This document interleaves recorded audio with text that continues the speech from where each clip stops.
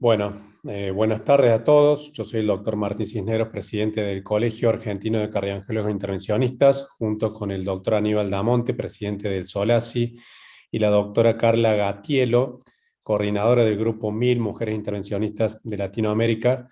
Vamos a coordinar esta importante sesión en la cual vamos a tratar un tema muy importante que es relacionado al infarto miocardio y la equidad de género. Tenemos un programa bastante cargado y muy bueno, por lo cual vamos a intentar cumplir con los tiempos para poder aprovechar todas las discusiones que esto va a generar. Les quiero comentar a todos que esta sesión se traduce simultáneamente a inglés, español y portugués, por lo cual abajo en la pantalla pueden elegir el idioma en el cual se escucha la interpretación. También a todos los asistentes pueden hacer preguntas a través del chat, las cuales serán respondidas. Iremos tratando de, como decía, tratar de poder cumplir con los tiempos para todas las disertaciones importantes que tenemos puedan ser cumplidas en tiempo y forma. Aníbal, ¿cómo te va? Buenas tardes. Hola, buenas tardes. Gracias, Martín. Gracias a todos que se están conectando a este webinar de un tema tan trascendente como es la igualdad de género en el tratamiento del infarto agudo de miocardio. Bueno, tenemos un panel muy interesante, aparte de los expositores. Está el doctor Leandro Lasabe, el doctor Fernando Cohen, la doctora Viviana Lemke, la doctora Sanali Paiva, la doctora Ana Mollón, la doctora Viviana Manabela, y el doctor Mario Araya, aparte de los expositores. Para no perder el tiempo, vamos a pasar a la primera presentación y para mí es un gusto presentar a la doctora Alfonsina Candielo, que es cardióloga intervencionista del Instituto Cardiovascular de Buenos Aires, una de las principales responsables del programa Stent Save a Life en la Argentina, programa que sin dudas ha sido muy exitoso y ha aportado mucha información para el manejo del infarto agudo de miocardio y el conocimiento de cómo lo manejamos aquí en Argentina. Así que, Alfonsina, bienvenida y cuando quieras empezar tu presentación, adelante. Bárbaro, Aníbal, muchísimas gracias por la presentación. Gracias a Solás y Carla, que fue la que ideó todo este webinar, para que podamos un poco ponernos a charlar acerca de por qué es importante hablar de infarto en Latinoamérica, ¿no? Y particularmente en las mujeres. Si vemos un poco y hablamos un poco de mortalidad cardiovascular, a nivel mundial, obviamente las enfermedades cardiovasculares representan la primera causa de mortalidad y en Latinoamérica claramente no es la excepción, ¿no? Si bien son más de 20 países, con realidades y con culturalmente y económicamente bastante diversas, pero la principal causa sigue siendo la enfermedad cardiovascular en la gran parte de los países. ¿Y qué pasa un poco en Argentina, ¿no? Y de esto vamos a estar hablando y tomando un poco lo que a nosotros nos sucedió con Stent Save a Life desde nuestro país, ¿no? En Argentina, y porque obviamente es importante hablar en las mujeres también, una de cada 3 muertes en nuestro país, digamos, se debe a causas cardiovasculares. Esto es verdad para los hombres y es verdad también para las mujeres, y esto sorprende a veces a la población general porque tienen como la creencia que esto, digamos, que la principal causa de muerte en la mujer es el cáncer de mama. Entonces ya partimos, digamos, no muy bien desde el punto de vista conceptual. ¿Y qué pasa y qué pasó y qué está pasando con la mortalidad del infarto en la Argentina, que es esta línea de acá arriba? Vemos cómo fue subiendo paulatinamente desde el año 2008. Recordemos que estos datos son del Ministerio de Salud de la Argentina, y los datos se publican digamos, en diciembre. Por ejemplo, diciembre de este año van a estar publicados recién los datos del año 2021, o sea que acá agarramos el primer año, digamos, de los primeros 9 meses de la pandemia, ¿sí? En donde vemos que sube la mortalidad y llamativamente, digamos, sube obviamente en ambos géneros, ¿no? En los hombres, pero más aún en las mujeres. Y esto es algo, digamos, para tener en cuenta para lo que vamos a estar charlando en lo que va a hablar Roxana, digamos, en cuanto al acceso a la salud y en cuanto a las particularidades clínicas que tiene las mujeres cursando un infarto, en lo cual obviamente yo no voy a estar charlando de eso, pero sí más que nada desde una visión más macro del problema. Y si vamos a ver, digamos, por regiones, la mortalidad ajustada. No hay muchos datos, digamos, de la mortalidad del infarto en Latinoamérica. Los pocos que hay, claramente, como podemos ver, digamos, los datos de mortalidad, digamos, ajustada a 2 años, regionalmente no, y comparativamente obviamente con Europa, digamos, no son tan buenos. Y sabemos lo que hay que hacer, ¿no? O sea, ya desde hace un montón de tiempo las guías clínicas, te les diría décadas, recomiendan, digamos, la regionalización del tratamiento del infarto, iniciativas como Mission Lifeline o Door to Balloon, o incluso la Stem for Life, que fue la iniciativa europea inicial, y ahora Stem Save a Life, lo que hacen justamente es estimular a que se implementen estas guías clínicas. Y para eso uno sabe lo que hay que hacer, sabe que hay que reperfundir a tiempo y sabe que hay que hacerlo con el tratamiento de reperfusión que tenga más a mano. Y la realidad es que siempre hay un gap entre lo que dicen las guías clínicas y la práctica clínica. Y eso básicamente a mi modo de ver, y después de haber trabajado con esto varios años, se debe a dos causas principales. La primera es que no hay recursos, y si hay recursos, estos recursos, digamos, no están coordinados o no están ordenados para que las redes se generen de un modo adecuado. Y esto básicamente puede cambiarse si hay apoyo político que lo estimule. Y apoyo político me refiero desde las autoridades sanitarias hasta el director del hospital que quiera comprar trombolíticos, hasta el jefe de hemodinamia que quiera organizar el servicio y preocuparse para que los cardiólogos intervencionistas lleguen a tiempo a atender el infarto. A eso me refiero cuando hablemos en esta charla en lo que respecta al apoyo político. Entonces, vamos a ver un poco con el ejemplo de Argentina, ¿no? O sea, ¿qué pasa con nosotros? Salas tenemos. El último registro del CASI nos dice que tenemos 318 salas de cateterismo, de las cuales, digamos, todas están concentradas en las áreas urbanas y en el centro del país, que es donde más población hay. Eso más o menos con 44, 46 millones de habitantes que somos, daría una sala de cateterismo, digamos, por cada casi 130.000 habitantes, con lo cual salas de cateterismo tenemos y sobran. Fibrinolíticos tenemos streptoquinasa, digamos, claramente no es el mejor trombolítico, sería mucho mejor tener TNK, pero digamos, es lo que tenemos y a pesar de eso no tenemos redes. Y hay un claro ejemplo que yo siempre lo utilizo, que es, digamos, lo que ha logrado Thomas Alexander en India, que es armar redes para el tratamiento del infarto con una estrategia farmacoinvasiva y usando streptoquinasa. O sea que esto demuestra que cuando hay interés y apoyo político, las cosas pueden realizarse. Entonces, está claro que en nuestro país, por lo menos en Argentina, los recursos están, pero están mal organizados. ¿Y qué pasa cuando las cosas se hacen de un modo desorganizado?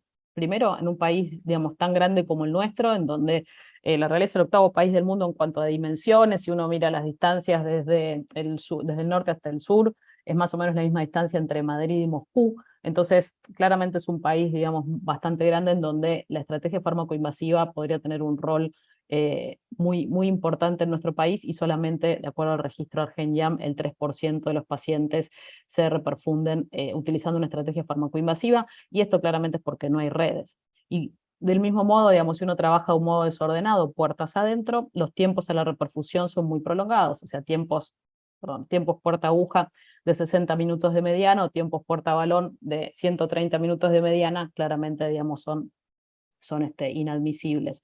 Y eso hizo que durante las últimas décadas, digamos, la mortalidad del infarto se haya mantenido estable alrededor de un 10%, de acuerdo a los registros de la Sociedad Argentina de Cardiología. Entonces, está claro, digamos, que si seguimos haciendo lo mismo, siempre vamos a tener la misma mortalidad, y si no organizamos redes, no va a cambiar en nuestro país, y tenemos que empezar a pensar de un modo distinto.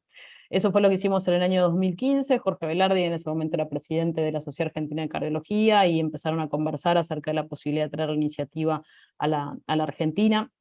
La Sociedad Argentina de Cardiología se afilió, empezamos a trabajar de un modo coordinado con la Federación Argentina de Cardiología y con el CASI, siguiendo la misión de Stem Save a Life, que es reducir la mortalidad de los pacientes con síndromes coronarios agudos, al apoyar la implementación de guías de práctica clínica a nivel regional o a nivel nacional. Entonces, como primer paso, ya por el 2015, lo que hicimos fue hacer una fase de mapeo, empezar a determinar un poco las barreras. Algo de los recursos que les acabo de comentar es consecuencia de ese mapeo, y nos cruzamos y nos topamos con la principal barrera, ¿no? Que no es solamente de Argentina, sino que es de muchos países de Latinoamérica, que es la fragmentación que tiene el sistema de salud. Y eso hace que, claro, que los recursos se dupliquen, entonces que haya un montón de salas de hemodinamia, un montón de recursos que no funcionan de un modo coordinado.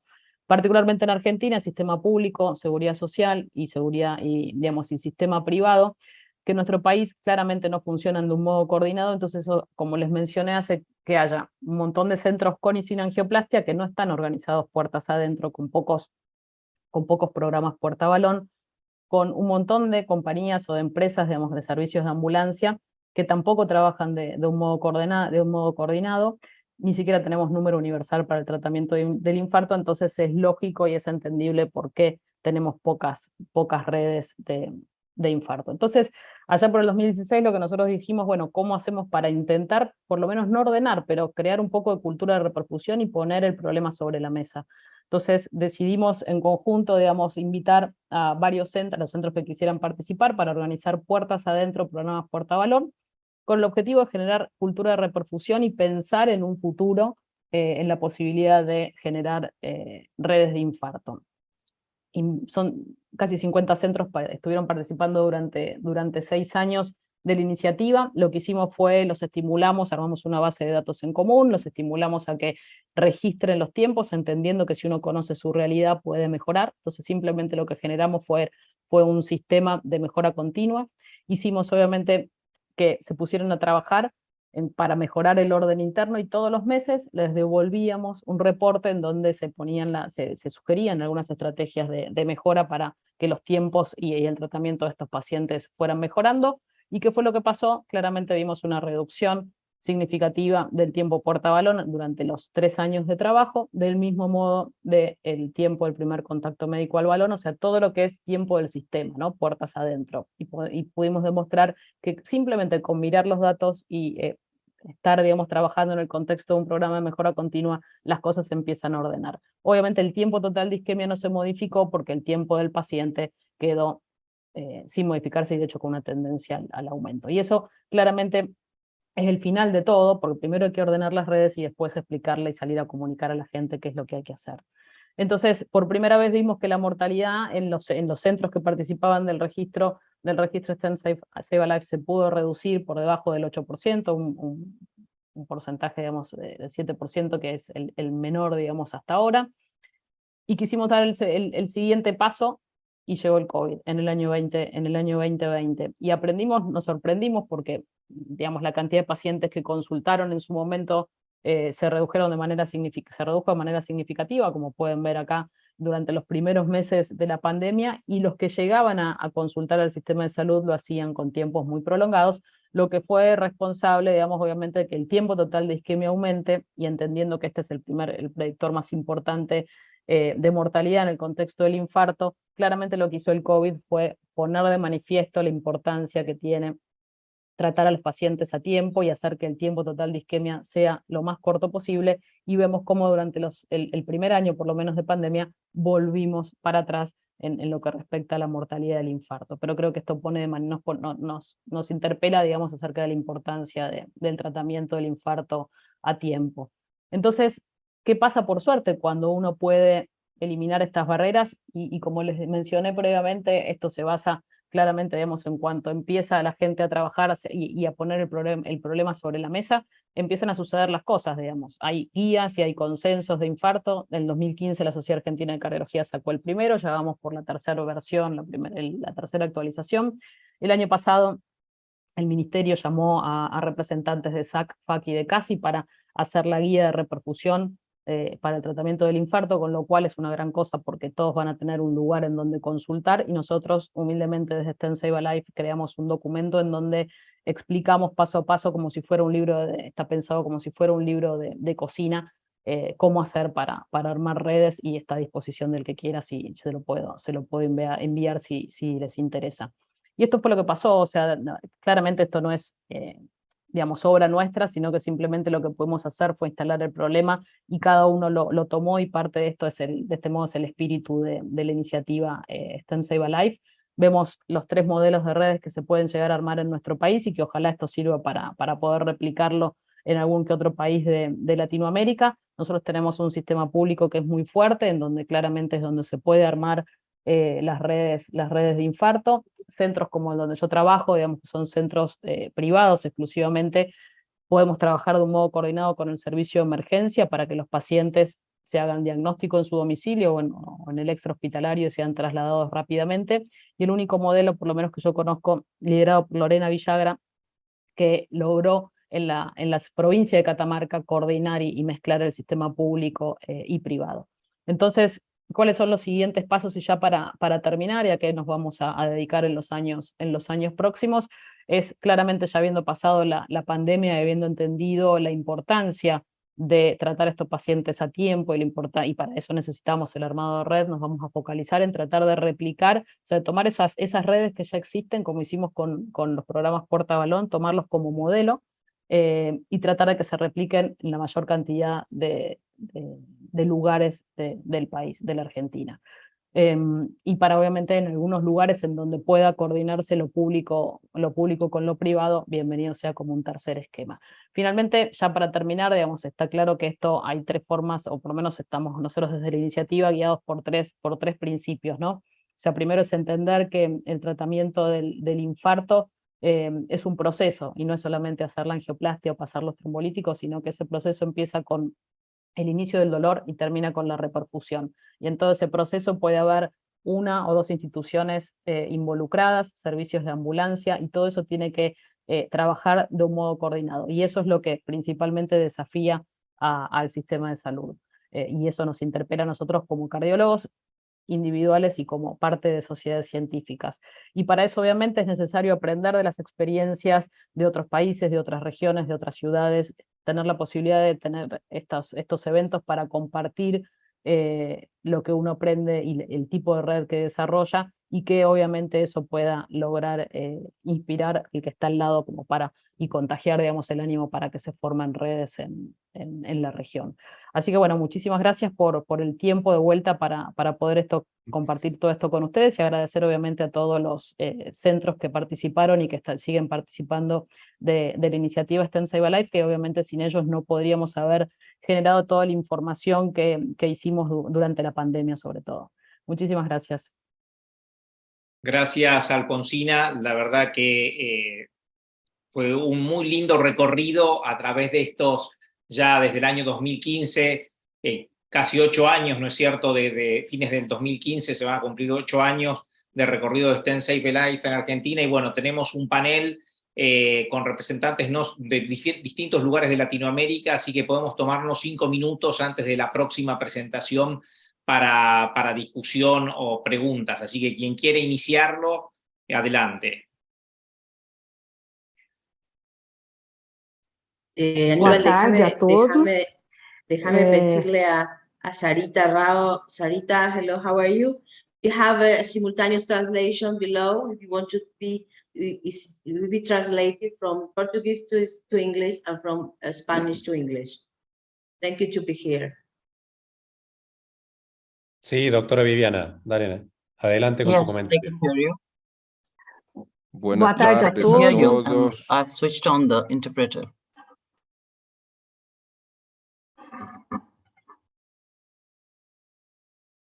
Viviana. Doctora Viviana. Posso?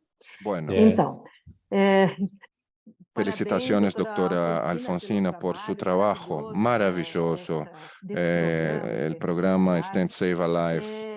Me gustaría que usted hablara un poco sobre el rol de la telemedicina y de los hubs de llegada de estas informaciones con la teleatención, telediagnósticos a través del electrocardiograma, porque nosotros en Brasil recientemente, el año pasado, este año aún conseguimos tener una legislación, una reglamentación por nuestro Consejo Federal de Medicina que reguló la telemedicina.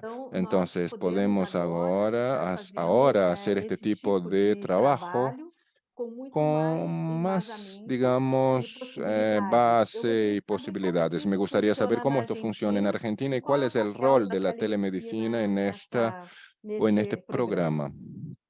Bueno, Viviana, muchas gracias por tu pregunta. La verdad que es muy interesante. A ver, la realidad es que nosotros no tenemos una legislación digamos, acerca de telemedicina. Como no hay redes establecidas, sí en el ámbito, digamos, público y algunas en el ámbito privado, lamentablemente el manejo, digamos, es bastante informal, y eso se hace a través del WhatsApp, ¿sí? Eso depende mucho, digamos, del orden que haya en cada una de las redes. Por eso, tu pregunta es fabulosa, porque todo depende del apoyo político que haya. O sea, hoy por hoy, la gran parte de las redes que hay surgieron, por lo menos en Argentina, ¿no? O sea, surgieron de la iniciativa de un grupo de médicos. Desde el ámbito, el gran ejemplo nuestro en Argentina, digamos, en el ámbito público, es la ciudad de Rosario, que está liderada por Pedro Sangronis, que es un hemodinamista, un cardiólogo intervencionista, que es el jefe del hospital público de Rosario, que por iniciativa de él fue, digamos, a golpear las puertas de las autoridades sanitarias como para ordenar y crear la red localmente. Entonces, eso es lo que se está replicando. La telemedicina tiene un uso más informal, en donde el objetivo principal es brindar el apoyo, digamos, al médico que hace a lo que es el primer contacto médico, para confirmar el diagnóstico electrocardiográfico. Y de ahí, obviamente, autorizar el traslado hacia el hospital que va a hacer el tratamiento. Sería, si vos me preguntás qué sería lo ideal, digamos, es claramente, o sea, que haya un programa nacional de infarto, sobre todo cuando las realidades son tan diversas. Argentina, digamos, es un país federal digamos, cada provincia tiene su legislación y su ministro de salud. Entonces, y eso está coordinado, digamos, por un Consejo Federal de Salud. Entonces, es muy difícil, digamos, que en todas las provincias se pueda hacer lo mismo. Por eso es vital poder tener, digamos, una regulación, y lo ideal sería tener una ley de infarto y que todos trabajen de un modo coordinado para eso. Espero haberte Mario respondido Araya, a la ¿cómo te va? pregunta. Mario. Buenas tardes. ¿Tienen alguna Ricardo. iniciativa similar ustedes en Chile? ¿Qué opinás de la presentación de Alfonsina? Bueno, gracias. Gracias, Alfonsina, además por tu presentación. Me parece que es un muy buen punto de partida de este webinar de un tema tan relevante. Hablando de lo que tú estás diciendo de la ley, en Chile nosotros contamos con una ley de infarto, que se llama del Plan Auge, que no solo es el infarto, son varias patologías, pero una de ellas es el infarto. Por lo tanto, el Estado garantiza el tratamiento en un plazo adecuado y en la realidad de cada centro, ya sea trombolítico o angioplastía. Eso ha logrado disminuir las tasas de mortalidad del infarto, pero aún siendo ley y funcionando relativamente bien, todavía hay un cierto gap, no solo gap de género, sino que todavía, por ejemplo, en Chile no hemos podido bajar la mortalidad bajo 10%, y eso se debe a retardos de la consulta, a que, por supuesto, las redes, ya cuando el paciente llega a un centro y le toman un electrocardiograma, funciona, pero antes de eso no funciona, no tenemos transportes expeditos, y eso hace que una ley, que es una herramienta muy buena, no logre los resultados que nosotros quisiéramos, que estén en mortalidades inferiores a 7 o 6%. Así es que estamos trabajando para ver cómo mejoramos esto. Así que me parece que de aquí pueden salir algunas ideas, incluso teniendo un sistema organizado, cómo poder mejorar esto aún más. Cuesta trabajo, nos gustan los desafíos tecnológicos de la TAVI, de, qué sé yo, el clip mitral, y los jóvenes intervencionistas o los jóvenes cardiólogos entonces han perdido el interés por volver a revisar las cifras de reperfusión y los infartos y el tiempo de consulta a reperfusión. Es un tema que ya pasó de moda, por decirlo de alguna manera. Así que me parece muy buena tu charla, Alfonsina, pone de moda de nuevo este tema, para Solace una responsabilidad, también ponerlo de moda en sus planes estratégicos. Así que encantado de escucharte y gracias por tu conferencia. No, genial, gracias. Yo si puedo hacer un mínimo comentario, es que creo que siempre uno quiere lo que el otro no tiene, digamos, lo que tiene el otro, ¿no? Yo digo, Argentina no tiene la ley, Chile la tiene. Yo creo que la forma de homogeneizar todo es estimulando programas de calidad. Ahora, para, digamos, estar todos de acuerdo en querer eso, bueno, uno sube un poco más la vara, ¿no? O sea, tenemos que estar todos comprometidos a hacer las cosas en tiempo y forma. Yo creo, y eso es cultura, ¿eh? Eso es cultura. Por eso, digamos, es un poco la cuestión de generar cultura de reperfusión y desde la facultad enseñar y explicar esto, porque esto realmente baja la mortalidad cardiovascular. O sea, a nivel macro. Y la mortalidad cardiovascular en los países de Latinoamérica es muy alta, y la mortalidad del infarto Claro. es muy alta, porque hay un desorden tremendo. Entonces, se puede bajar mucho. Sí, el cultura y, impacto que se puede... cultura y liderazgo, Alfonsina. Exacto. Me parece que en tu conferencia queda bien explícito eso. El liderazgo que parte de cada uno de nosotros, ¿no? Tal cual. Sin dudas. Esto da para mucho Sí, más debate, sí. pero para mantenernos en horario hay dos manos levantadas que van a tener oportunidad, la doctora Viviana Manabelli y la doctora Sanali Paiva, después que esté la presentación de la doctora Roxana Merán. Si querés, Carla, Vamos a introducir arrancar la presentación con de la doctora Merán. la presentación de Rosana Merán, que está pregrabada, que es diferencias de accesibilidad a procedimientos invasivos en relación al género, la iniciativa Women as One. Sabemos que Roxana Merán es súper conocida como una cardióloga intervencionista muy pujante y muy pro igualdad de género, así que vamos a escucharla.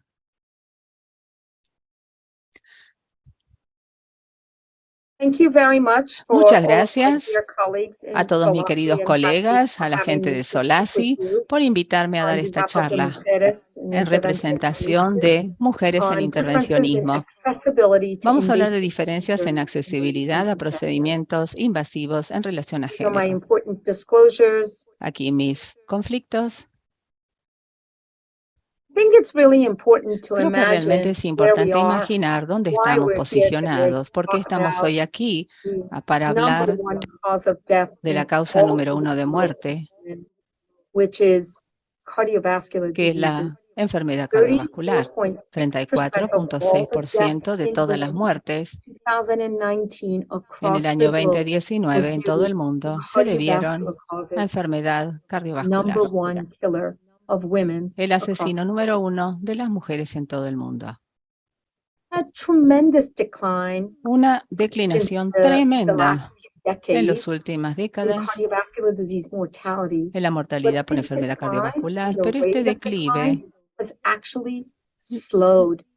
ha enlentecido y de hecho estamos viendo un aumento en la curva en cuanto a morbimortalidad y un aumento en ciertos países, especialmente en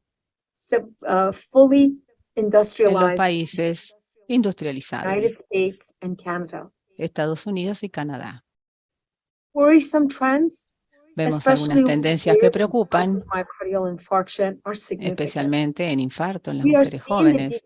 Estamos viendo que en los Estados Unidos, en las mujeres más jóvenes, tenemos tasas altas de ingreso por síndrome coronario agudo.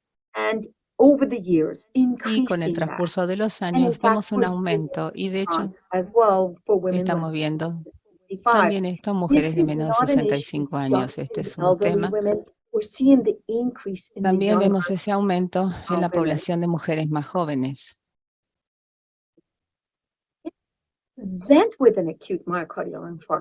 Con infarto agudo de miocardio, estas mujeres tienen menos posibilidades de tratamientos invasivos. Les voy a mostrar la evidencia, las razones potenciales y espero mostrarles algunas soluciones potenciales. Comencemos con la evidencia. Aquí tenemos las guías, los datos de 78.000 pacientes de 2001 a 2006. Vemos aquí angioplastia, CABG, revascularización. Vemos que las posibilidades no son tan ofrecidas a las mujeres y de hecho en el registro Sweetheart, en estos pacientes STEMI con menos se les ofrece con menos frecuencia la revascularización.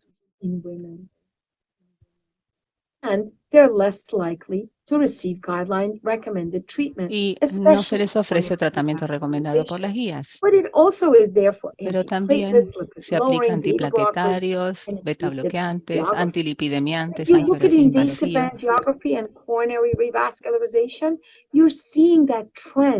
Vemos la tendencia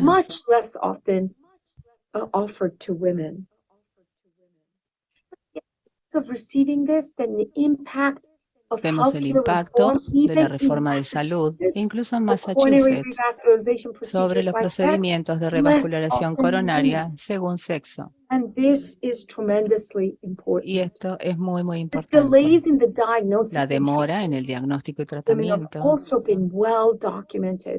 Esto está bien documentado. Las mujeres que se presentan con STEMI y no STEMI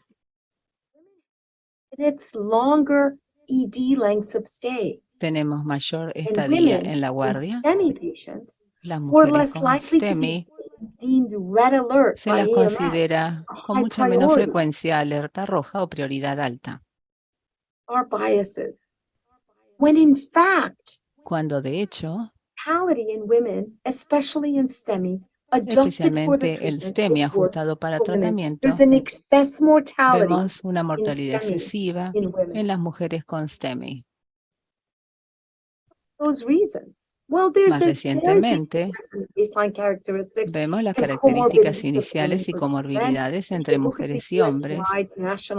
Si vemos esta muestra de inpatient, nationwide inpatient, vemos aquí más comorbilidad. Vamos a hablar de esto más tarde y, por supuesto, también hay mayor riesgo de sangrado, porque esas mujeres tienen mayor riesgo de sangrado. A menudo tienen mayor riesgo comparadas con los hombres. Entonces se les ofrece menos procedimientos invasivos por la preocupación de su riesgo de sangrado. Tenemos una infraestimación de riesgo, el conocimiento, actitudes y creencias respecto de la muerte, el riesgo cardiovascular en la mujer. Solo el 40% de la atención de rutina incluye un control de riesgo cardiovascular.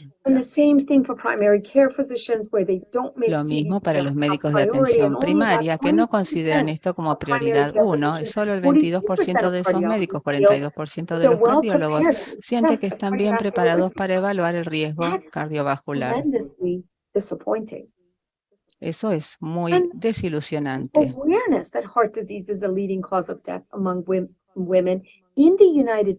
los Estados Unidos, de hecho, hay un declive entre 2009 y 2019. Necesitamos duplicar los esfuerzos por parte de las organizaciones interesadas en la salud de la mujer para revertir estas tendencias. La mujer sigue estando mal representada en los ensayos clínicos. Todo lo que está debajo de 1 representa una representación insuficiencia. Esto hay que revertirlo. Y de hecho, la relación participación-prevalencia entre 2010 y 2017 en 740 ensayos cardiovasculares, especialmente en síndrome coronario agudo, muestra que la mujer no está representada totalmente. ¿Qué ocurre entonces con esto? And we just have very little evidence because they're not in our trials. Let's come up with solutions. This talk is becoming very depressing. I think there are important solutions. First of all, hay soluciones importantes. Tenemos pacientes con alto riesgo de sangrado. Lo que necesitamos hacer es utilizar esas estrategias durante el procedimiento.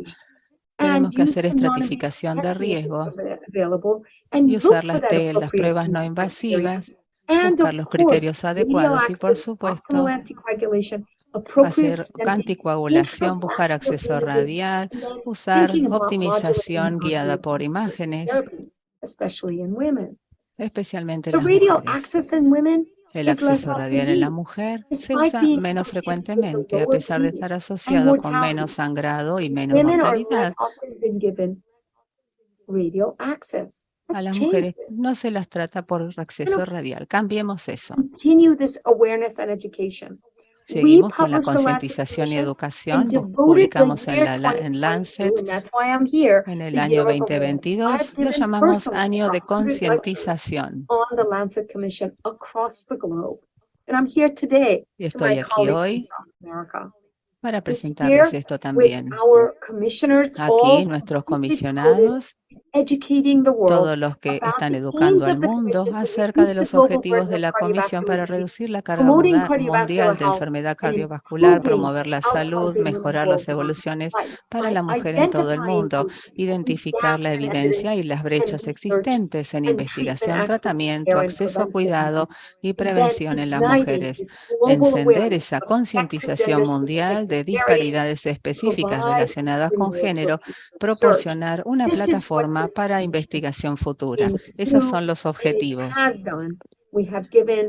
Hemos dado un tremendo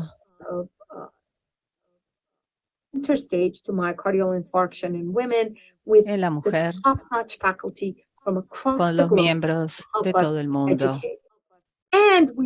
Y estamos trabajando para aumentar la proporción de mujeres en ensayos clínicos, ser más inclusivos, evitar los límites superiores e inferiores de edad, e intercambiar conocimiento, encontrar a las mujeres donde estén, comprometer a los médicos de atención primaria, proporcionar educación, eliminar las barreras.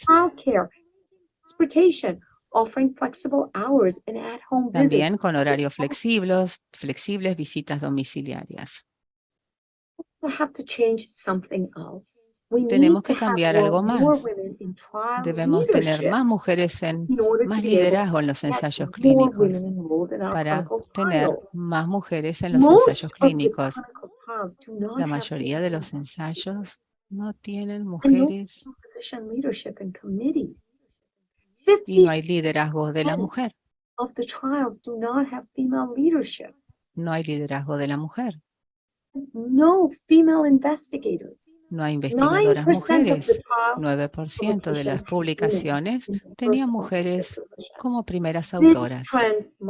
Esta tendencia debe cambiar.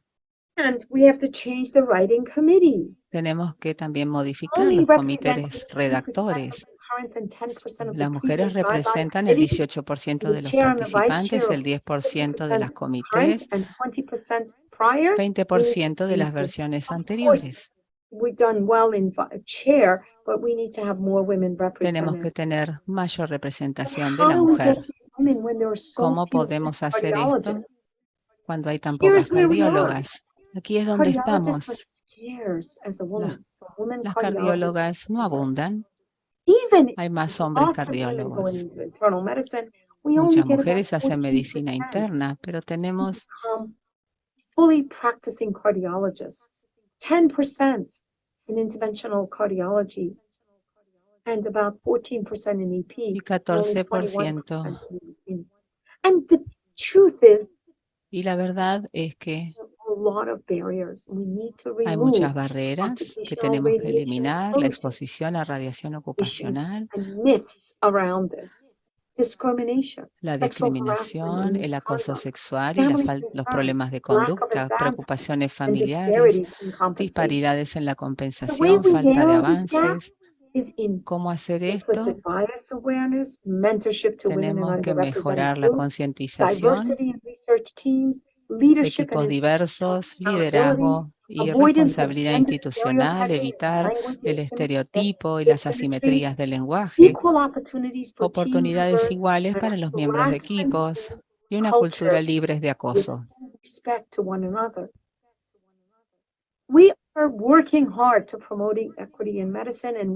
Debemos promover la equidad en la medicina, muchas de las organizaciones, Women as One. Esto lo fundamos con Mary Claude Maurice y otras colegas. Estamos trabajando, proporcionando oportunidades profesionales únicas a las mujeres médicas. Tenemos objetivos. Tenemos programas innovadores, tenemos lecciones aprendidas de otras industrias, incorporamos lo que funciona. Objetivos es amplificar, desarrollar contenido digital vinculante, apoyar los esfuerzos de la mujer en la medicina y la organización alineada, fortalecer la preparación de mujeres en el liderazgo, en el campo de la salud, y también dar a las mujeres oportunidades profesionales, unificar las diversas escuelas de medicina y especificar así objetivos de inclusión e incluir a la mujer y las ideas de otras industrias fuera de la medicina. Tenemos un directorio de talentos, 1.800 mujeres allí incluidas, y vemos qué poderoso, qué potente es este directorio, porque está equiparando a los profesionales con las oportunidades, pero más importante, nos importa la misión subyacente. Estoy impresionada con esto. Si bien soy una de las fundadoras, esto me impresiona. Es un ejército de gente que se ha reunido.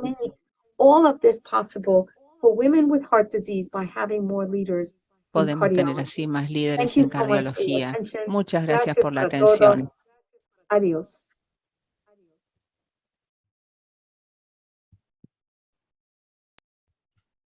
Bueno, como siempre, Roxana, dándonos lecciones de lo que es, a lo que debemos llegar con esto de igualdad de género. Me gustaría retomar las dos manos alzadas que estuvieron en esta esperando. Sanali, que quieres hacer un comentario, y Viviana después.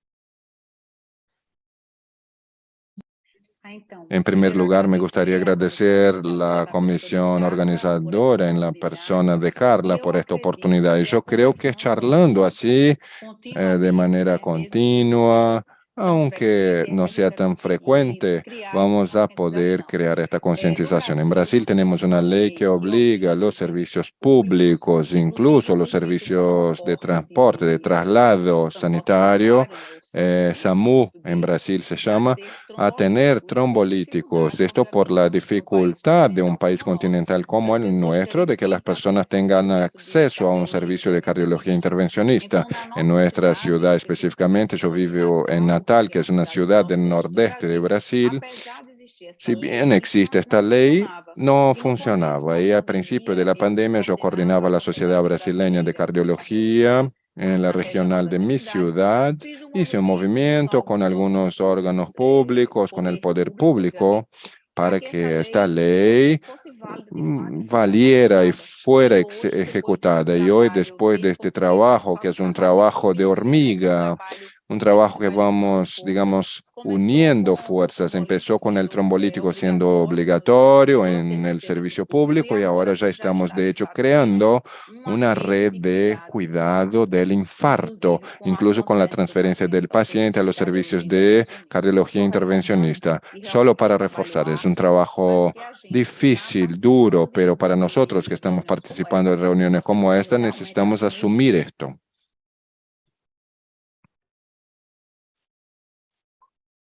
Vivi.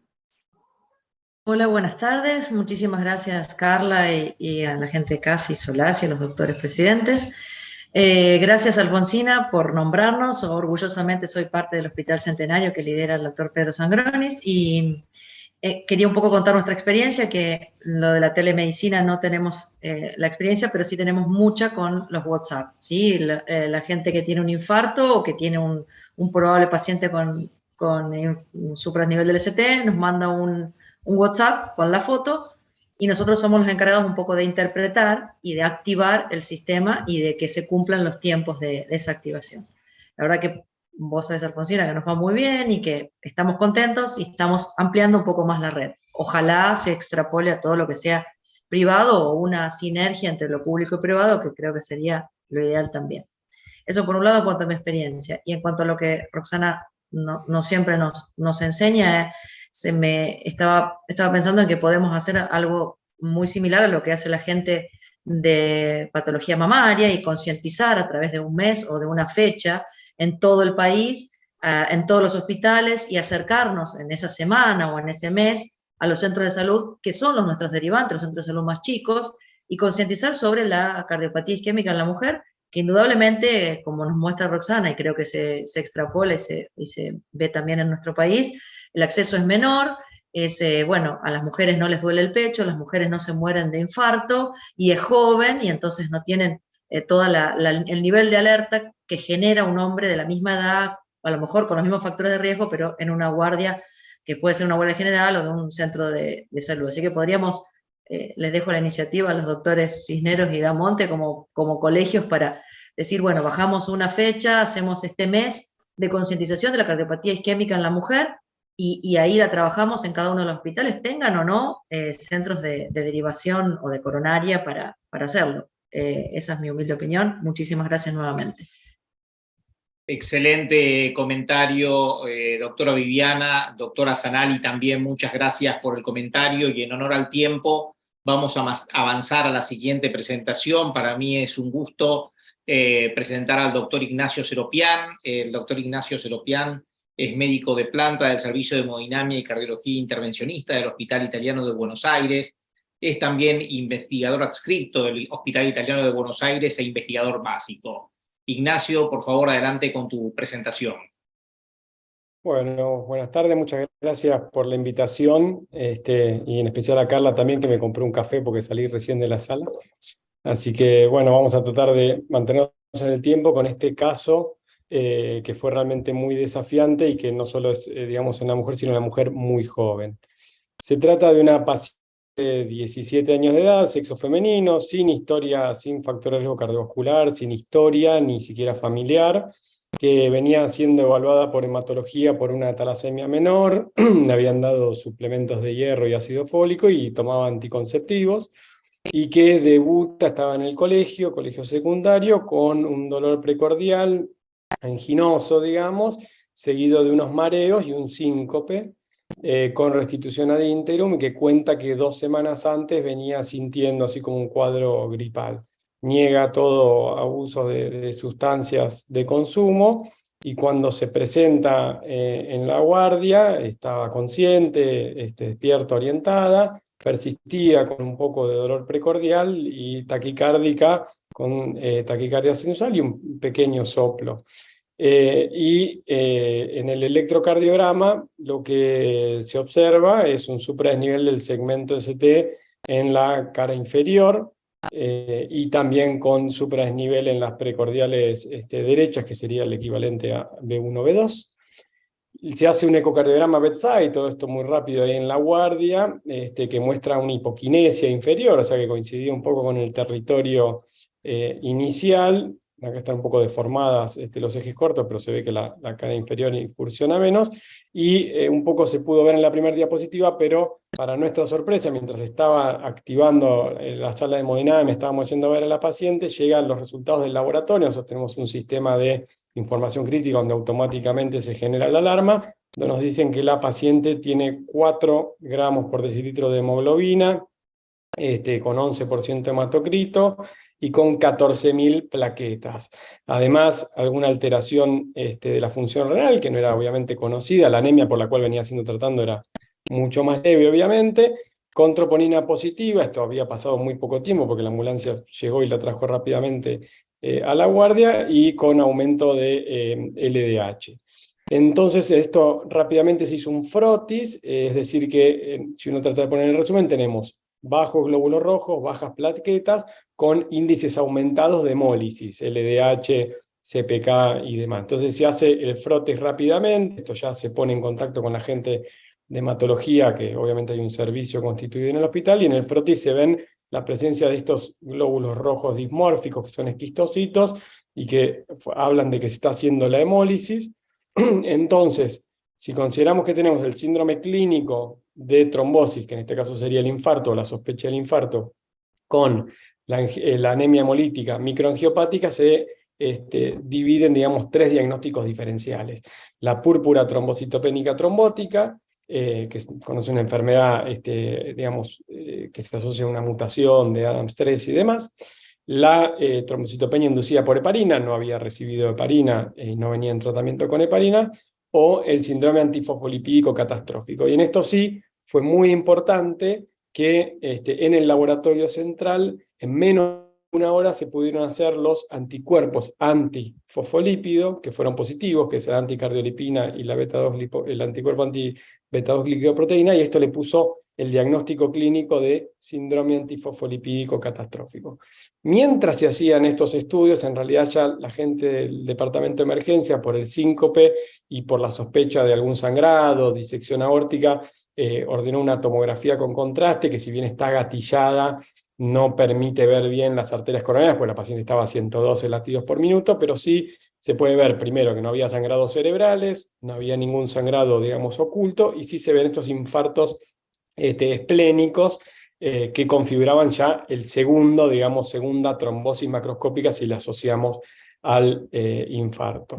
La paciente, ya estábamos activando todo en la sala de hemodinamia para hacer el traslado mientras recibía los primeros tratamientos de parte de hematología, y presentó un bloqueo AB completo. Se le puso un marcapaso transcutáneo, que es este parche que pueden ver ahí, con algunas capturas, digamos, alternantes, e ingresa a la sala de hemodinamia, donde ya tenía ritmo propio.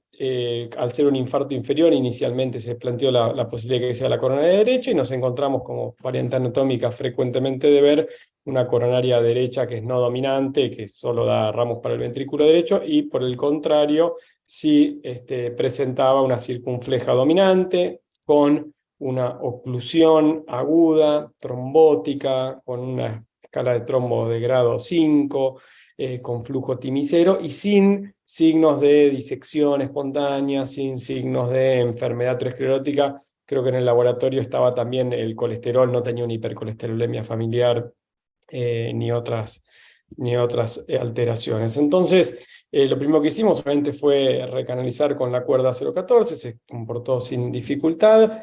Hicimos una tromboaspiración con los catéteres que tenemos disponibles. En Argentina no está disponible el CAT-RX, así que con los catéteres de perfil 0014 manuales, sin rescate de material trombótico y persistiendo el mismo flujo timicero. En ese momento la paciente tiene nuevamente bloqueo AB completo con un escape ventricular muy bajo, la captura del transcutáneo no era muy buena, intentamos el marcapaseo por la cuerda 0.014, como se hace en algunos infartos, pero no era efectivo, así que se colocó un marcapaso transvenoso, con eso igualmente después recuperó el ritmo, y entre algo de RCP y demás se ve que es un pequeño desplazamiento y que empieza a aparecer algo de flujo.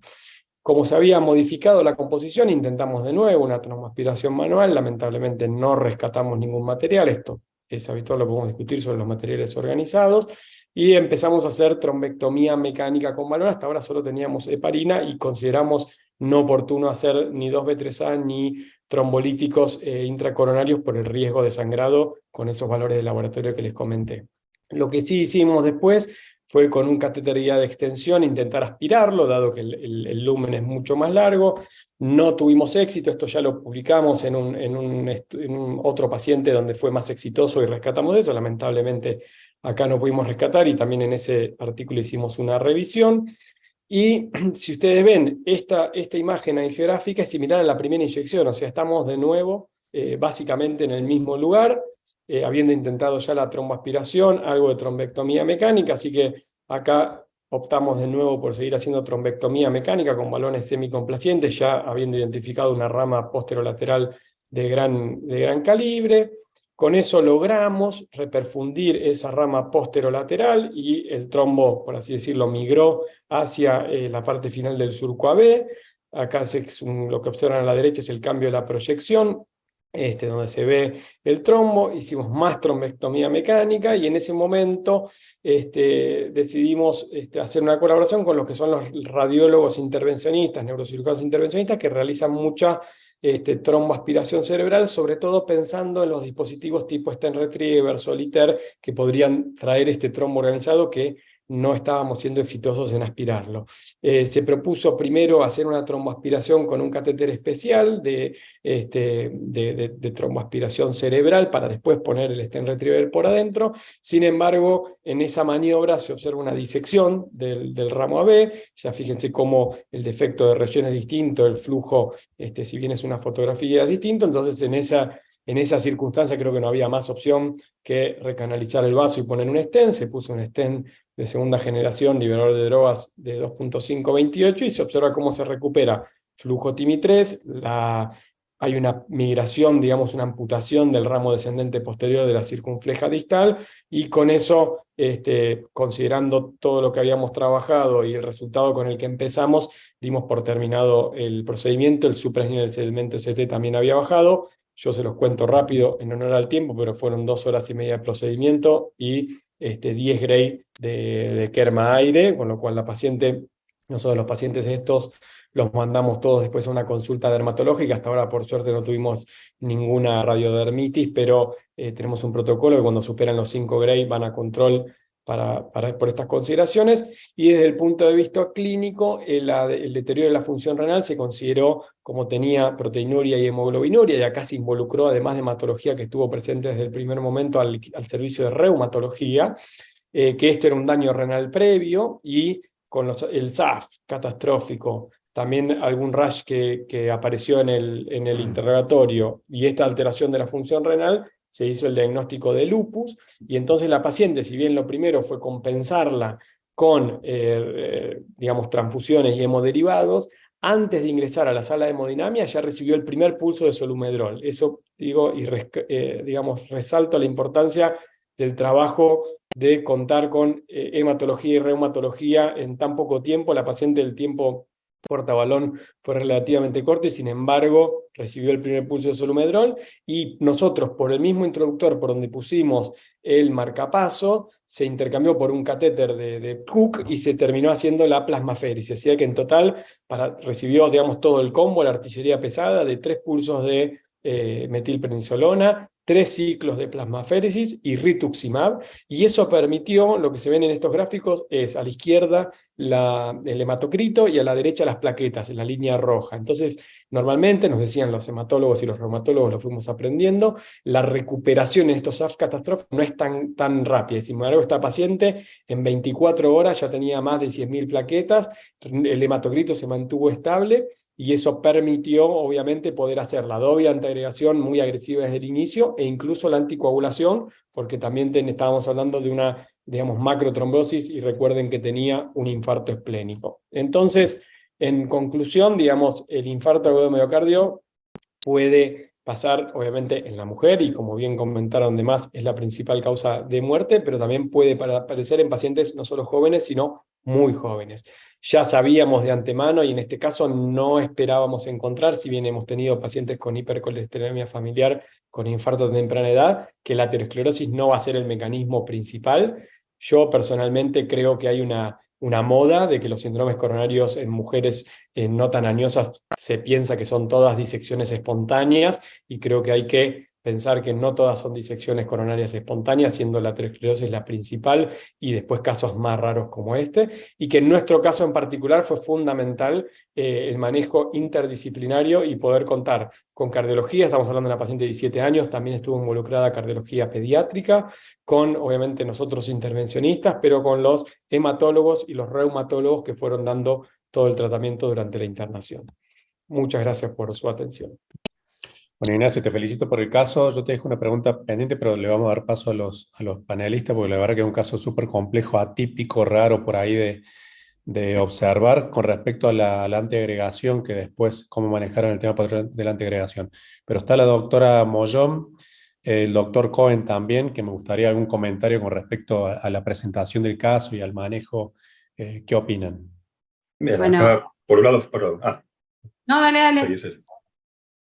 No, yo más que nada felicitarlo a Nacho por el caso, me parece un caso muy interesante, obviamente uno lo vivió también desde adentro, y creo, si bien esta es una mesa de infarto y es una mesa, digamos, de que se habló del tiempo puerta-balón, yo creo que esta es la excepción donde uno no tiene que preocuparse en el tiempo, no tiene que preocuparse en reperfundir, digamos, extremadamente rápido, sino yo creo que un poco lo que se hizo acá, de tomarse el tiempo, de que lo vean los distintos especialistas que nos den la mejor solución. A veces quizás centrarse en abrir la arteria puede traer otras consecuencias un poco más graves. Así que rescato justamente lo que mostró Ignacio, el trabajo multidisciplinario, involucrar a la gente de pediatría, involucrar a la gente de otras especialidades, fundamentalmente para que nos guíen en lo que es la mejor atención para esta paciente. Ana. Bueno, primero quiero agradecer por la invitación a Solasi y a Casi y a Carla. Después felicitarlos por el caso. Creo que es un caso muy atípico. Cada vez vemos infartos más jóvenes, pero este se sale un poco de lo que vemos habitualmente. Un comentario al margen: hace poco estuve en una webinar de lesiones por radiación, y lo que se recomendaba en estos pacientes con exceso más, digamos, más allá de lo habitual, es hacer profilaxis con vitamina E a todos los pacientes. Incluso sugerían a los intervencionistas también tomar vitamina E como profilaxis por la exposición a rayos. Me pareció algo interesante como sugerencia. Y bueno, a mí me había quedado la mano levantada porque un poco por Viviana, que comentó cómo era el sistema, cómo habían armado la red, o Alfonsina,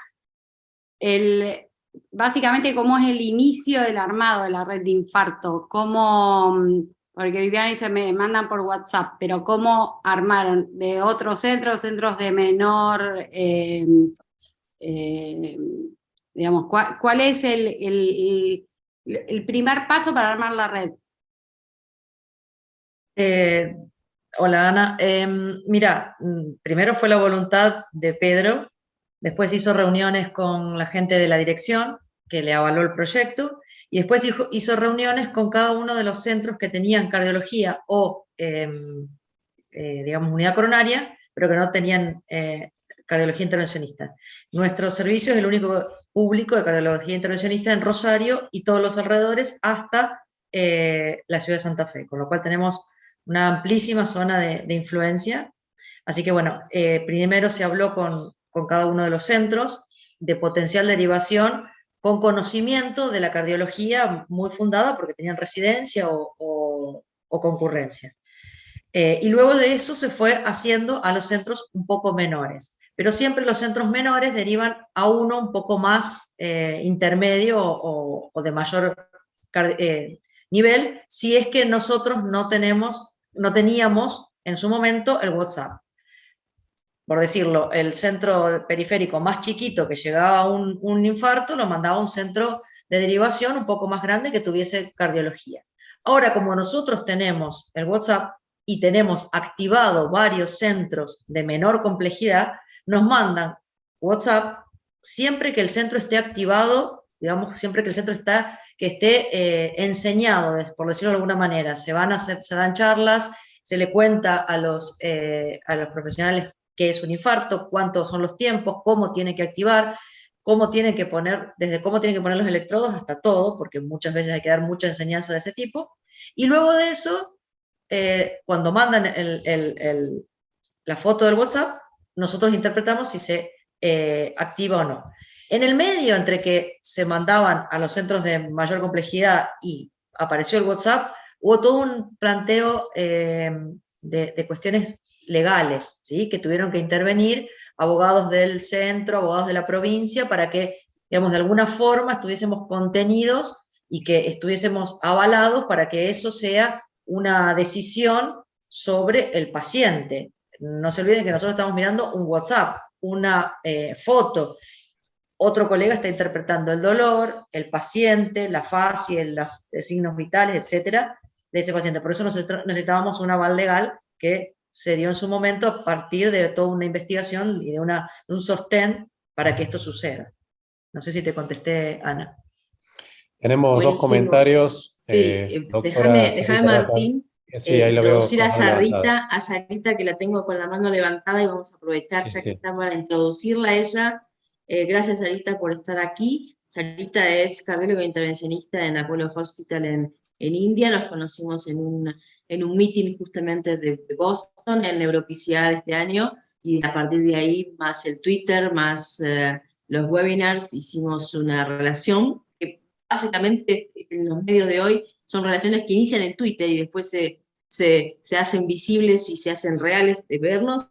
Así que yo te agradezco, Sarita, por estar acá, porque sé que es muy tarde en India, y hacer comentarios e iniciamos tu charla. Muchas gracias, doctora Carla, por la invitación. Un par de comentarios rápidos. Uno es respecto a este caso. Es un caso muy interesante, con buen resultado. Hicieron imágenes intracoronarias en esta paciente, pues es una paciente muy joven. Realmente nos gustaría saber cuál era la etiología en esta paciente. Hicieron imágenes, ¿cuál era la situación? Número 2, el trombo, la succión realmente no funcionó muy bien, la succión del trombo, entonces la aspiración. Entonces, sí, usan inhibidores a pesar de que estaba el perfil hematológico. Estábamos hablando de tratarla más temprano. En India usamos mucho de esto.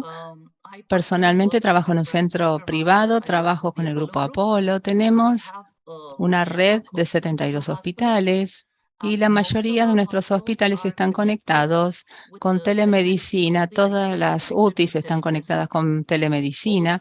También cada hospital está conectado con centros periféricos. Y tenemos telemedicina así conectada con la UTI. De esta manera funciona el sistema aquí en la India.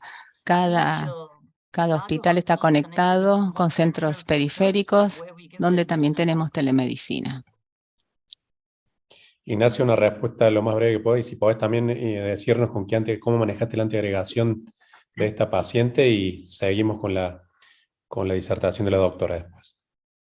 Bien, contesto puntualmente. Entonces, en este caso en particular no usamos imagen intravascular, nosotros tenemos disponible iBus y OCT, las dos tecnologías en servicio. Con el infarto esplénico consideramos que, siendo unicista, digamos, el diagnóstico estaba hecho. Obviamente que siempre suma, este fue un caso que llevó mucho tiempo, mucha radiación, y decidimos no agregarlo. Sinceramente estábamos bastante exhaustos. Pero en general, en casos raros, restenosis y demás, lo usamos con bastante libertad, cosa que no es tan fácil. Por otro lado, la medicación adyuvante, yo personalmente para trombos tan organizados creo que, y eso lo publicamos en el review, es mejor directamente hacer trombolíticos que inhibidores de la glicoproteína 2B3A, pero en este caso la decisión fue no hacer más que heparina por una cuestión de que todavía estábamos con esos valores hematológicos que les mostré. Si bien el riesgo de sangrado no es excesivo más allá de los valores hematológicos en esta patología en particular.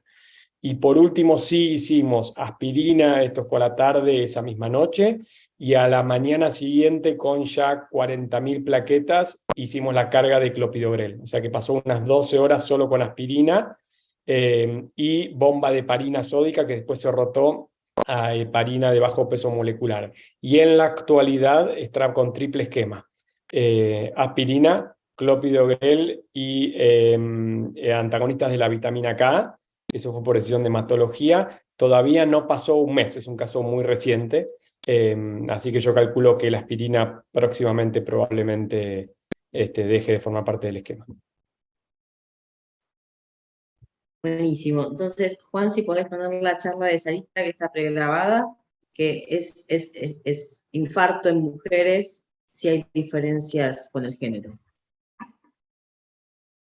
Good evening, ladies and Buenas tardes, damas y caballeros, y hoy vamos a hablar sobre infarto agudo de miocardio en mujeres. Existe un mito antiguo de que la enfermedad cardiovascular es la enfermedad del hombre, pero la verdad es que es la causa primordial de muerte para mujeres y hombres. Una mujer tiene la misma posibilidad que el hombre de la enfermedad cardiovascular, pero algunos aspectos de la enfermedad, como los factores de riesgo y los síntomas, pueden ser diferentes. La razón para reiterar este tema importante es reenfatizar los aspectos varios de la enfermedad cardiovascular en la mujer y las diferencias genéricas. Cuando entendemos las diferencias, podemos tomar pasos para prevenir la enfermedad cardiovascular, detectar signos posibles tempranos, dar el tratamiento y también prevenir muertes y también reducir la morbilidad. El infarto de miocardio, el infarto agudo de miocardio, por lo general se presenta como un evento catastrófico. El tratamiento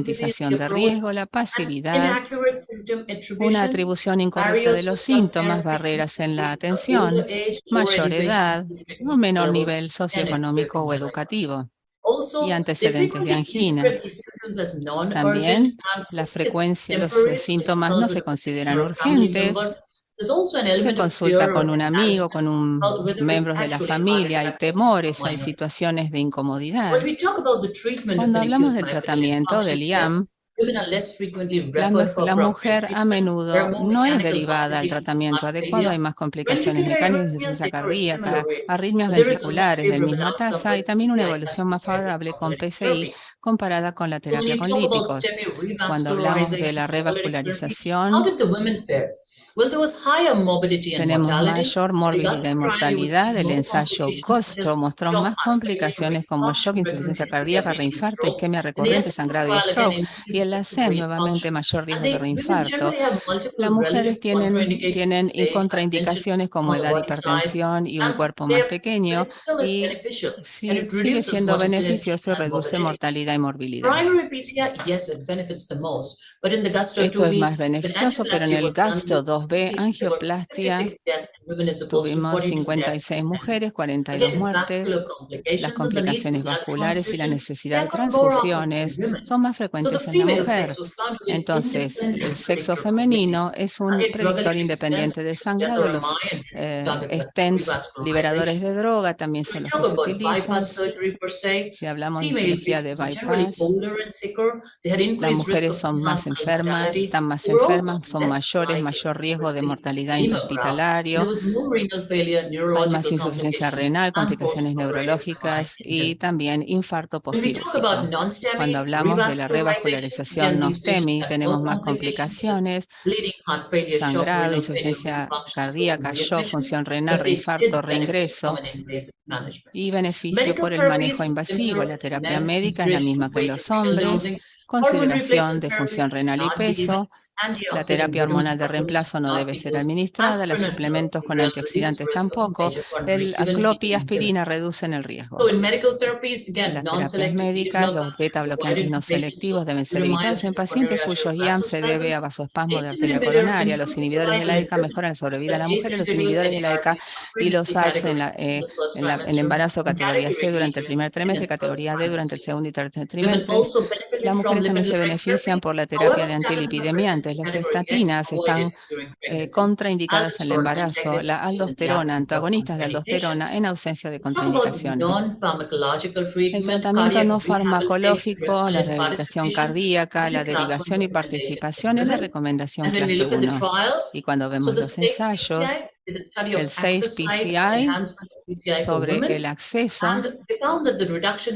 la reducción en sangrado, complicaciones vasculares, se observaban con el acceso radial. El estudio Virgo no se pudo evaluar el riesgo de enfermedad cardíaca. Veamos el estudio de India con estas diferencias y evoluciones en pacientes con STEMI. Este es un análisis de subgrupos. 386 mujeres con STEMI. La edad de presentación de las mujeres fue significativamente más tardía. La diabetes, la hipertensión fueron más frecuentes en las mujeres. Incluso en la India, el uso de tabaco, el factor de riesgo más frecuente en los hombres y raramente se reportó en la población femenina. Los síntomas en las mujeres se ven demorados significativamente comparados con hombres, lo mismo que con el tiempo total de isquemia. Más mujeres reciben fibrinolíticos solamente y ser dadas de alta sin ningún tratamiento adicional. Aquí comparamos la evolución de hombres versus mujeres. Cuando vemos la mortalidad, las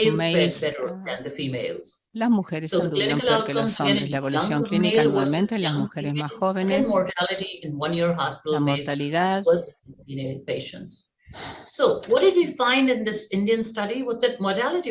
La mortalidad fue significativamente más elevada en las pacientes de sexo femenino, tanto intrahospitalario y a un año. Esta diferencia también se vio en las pacientes con STEMI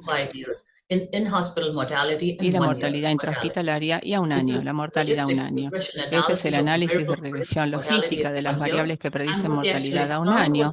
Las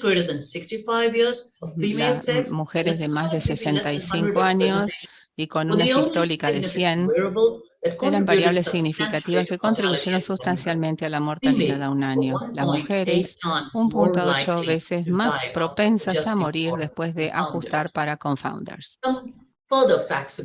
Algunos hechos, las mujeres con STEMI en promedio tenían 6.6 años más que los varones.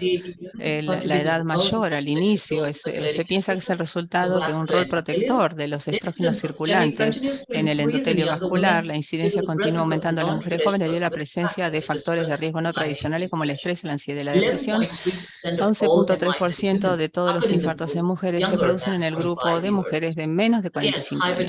La hipertensión, la diabetes están asociados con mayor riesgo de eventos coronarios en la mujer que en el hombre, especialmente en las mujeres más jóvenes, y aumenta su riesgo 4 veces. Las mujeres con STEMI a menudo experimentan síntomas atípicos y también esto desemboca en un triage inadecuado. Las mujeres con STEMI se presentan al hospital 45 minutos más tarde que el hombre. El estudio Virgo comparó mujeres y hombres. Las mujeres se presentaban 6 horas después del comienzo de síntomas. Nuevamente, esa demora en la búsqueda de tratamiento a menudo se debe a la falta de concientización, riesgo, mayor edad, menor nivel de educación, mujeres que viven solas. Y si vemos enfermedad obstructiva versus no obstructiva, tienen más función preservada, formación de trombos, múltiples mecanismos, pero está asociado con mayor riesgo de evolución negativa. Si vemos esto, esta publicación de 2022, shock cardiogénico, tenemos más de 17.000 pacientes, 37% eran mujeres, pero nuevamente tenían menos posibilidad de recibir tratamiento basado en las guías, también menos posibilidad de someterlas a revascularización, de llegar a hemodinamia, y por supuesto peor evolución. En la encuesta de Minnesota Heart estudió 1.600 pacientes con síndrome coronario agudo y demostró que las que tenían más de 65 años, el sexo femenino era un predictor independiente y más fuerte de muerte temprana. Nuevamente, la American Heart Association, con estas guías, con esta base de 78.000 pacientes, demuestra que las mujeres con STEMI tienen una mortalidad intrahospitalaria más elevada. El infrauso de procedimientos cardíacos y terapias médicas para las mujeres con STEMI se considera que es un contribuyente significativo a las diferencias de mortalidad para las mujeres con STEMI. Mayor edad, mayor prevalencia, diabetes, hipertensión, presentación tardía a un centro médico, todos son factores que contribuyen a una evolución más limitada a un año e intrahospitalaria. Mensaje, entonces, la enfermedad cardiovascular es un asesino de oportunidades iguales. Las diferencias genéricas se producen en la presentación de la fisiopatología y también afectan las demoras en tratamiento. Las terapias de perfusión son similares a las que se usan en hombres. El riesgo de sangrado y otras complicaciones siguen siendo más elevados. La diferencia entre la mujer y el hombre, bien, la edad mayor prevalencia de diabetes e hipertensión, demora en la presentación, síntomas atípicos, menos posibilidad de recibir GDMT, como PCI, más sangrado, mortalidad es el doble. Incluso en un estudio en la India fue 3 veces más alta que en los hombres. Damas y caballeros, muchas gracias. Muchas gracias, doctor. Excelente presentación. Yo creo, Leandro, que nos evidenció muy detalladamente los factores que quizás influyen en lo que es un tratamiento inadecuado con respecto a la cardiopatía isquémica en mujeres. Me gustaría un comentario tuyo, Leandro, y si querés hacerle alguna pregunta, aprovechando que la tenemos en vivo a la doctora, también sería muy importante.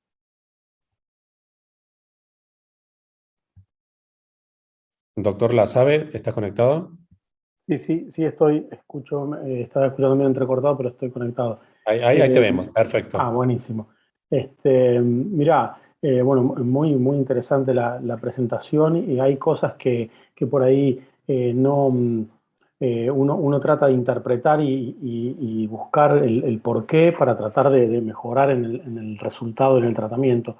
Una de las cosas que a mí siempre me llamaron la atención es por qué las mujeres tienen mayor mortalidad. Incluso ahí mostró la doctora mortalidad intrahospitalaria del 10,5%, casi 10,5%, lo cual es muy alto y más si lo comparamos con los varones. Entonces, a mí me gustaría saber qué piensa ella, que tiene bien revisado el caso, cuáles son los factores, además de que son algunos años mayores que las mujeres cuando se presentan, si ese es el único factor que ella considera que afecta a la mortalidad, o hay algún otro factor intrínseco, ¿no?, en el género o si hay demora en consulta o algo que pueda hacernos pensar por qué esa excesiva mortalidad. Muchas gracias por la pregunta. Muy interesante la pregunta, la que usted plantea. Es algo que vemos y cómo lo podemos correlacionar, porque los síntomas atípicos de la mujer por lo general reciben un diagnóstico tardío y van al hospital mucho más tarde que los hombres. Y sabemos que el tiempo es músculo. Entonces, la mujer que viene más tarde, porque viene más tarde, su evolución por lo general es peor, su resultado es peor. Segundo, porque la mujer en India, las mujeres tienden a tener cuerpos más pequeños y arterias coronarias más pequeñas. Y sabemos que la mujer con esas arterias más pequeñas, por lo general tienen una respuesta peor a los procedimientos intervencionantes. Creo que la demora en la presentación, el pequeño tamaño de las coronarias que llevan a un peor resultado, a los tratamientos intervencionistas, todos esos hechos hacen que en la mujer tenemos más incidencia de sangrado, complicaciones de sangrado, tenemos más chances de también otro tipo de complicaciones. Entonces creo que todos estos factores combinados llevan a un resultado peor en nuestras pacientes mujeres.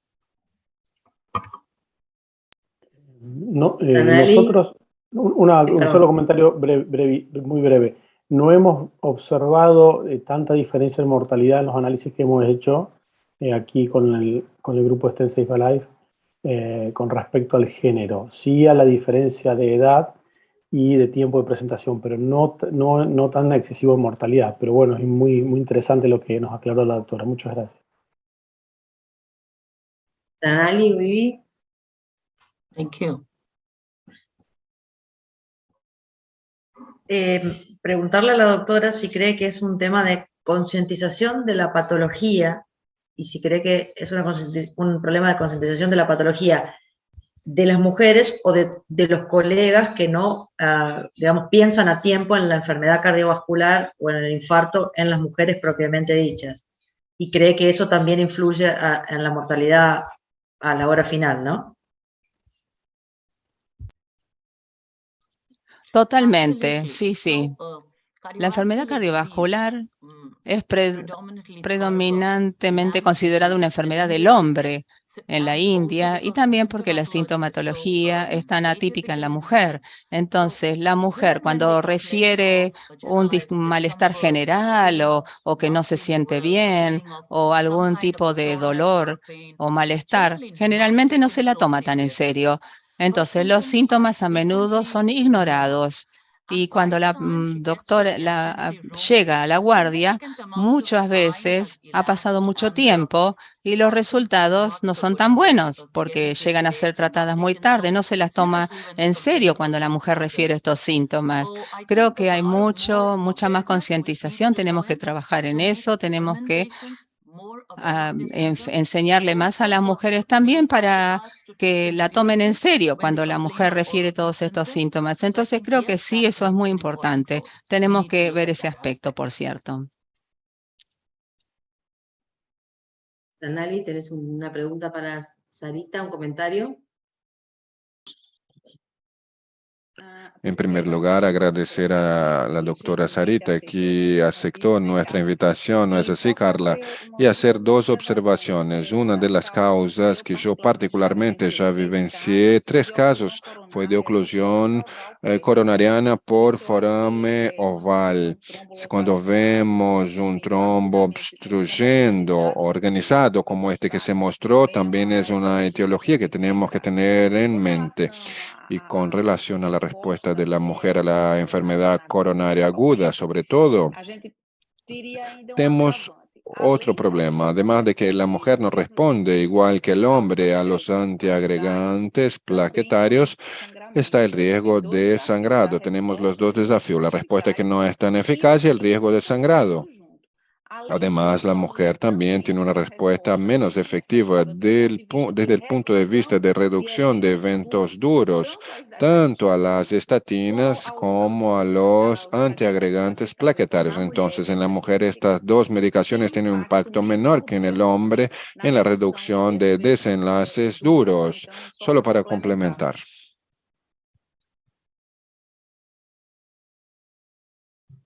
Buenísimo. No sé si hay algún otro comentario, alguna otra pregunta. Yo creo que estamos un poco en hora. No sé, Sí, Martín, Carla, pero antes de tus sí. comentarios finales, déjame agradecer en nombre de CASI, de Solasi también, ya que Aníbal tuvo otro compromiso. Agradecer a todos los participantes, a todos los panelistas y a todo el público en general por esta sesión muy, muy productiva. Agradecer a Boston Scientific por permitirnos, darnos esta posibilidad de reunirnos y poder tratar temas tan importantes.